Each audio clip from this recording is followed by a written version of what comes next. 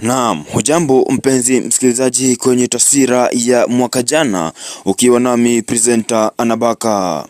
Natumai mwaka mpya wa 2026 umekuanzia vema popote pale ulipo. Mwaka jana umekuwa mwaka mfupi zaidi na mwaka wa visanga na vitimbwi, wengi wetu tukiwapoteza wapendwa wetu kwa njia moja au nyingine.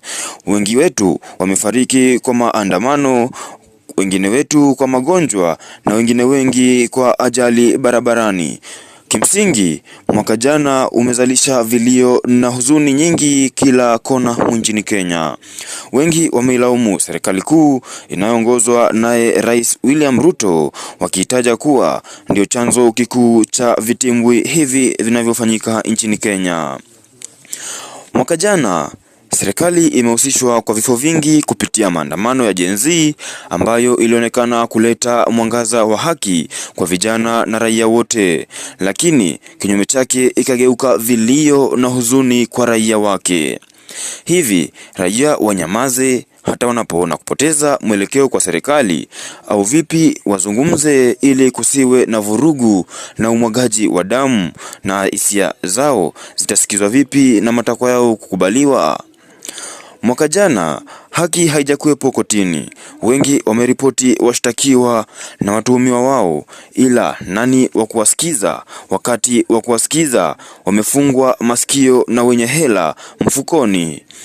Poleni kwa waliopoteza wapendwa wao, wanao, marafiki na familia zao, na watakia walale mahala pema peponi, na ufahamu kwamba mtoa haki ya kweli ni Mwenyezi Mungu, muumba mbingu pekee, na wala sio binadamu.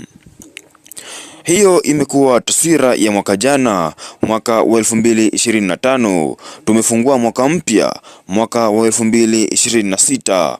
Wacha tugange yajayo, tukisubiria baraka zake Muumba wetu kwa mwaka huu mpya ambao ametuwezesha au kutupa sisi.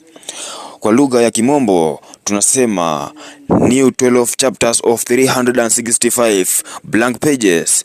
Wacha kwa kila kurasa tuandike upendo, baraka, afya njema na maisha yenye amani na upendo kwa kila mpendwa.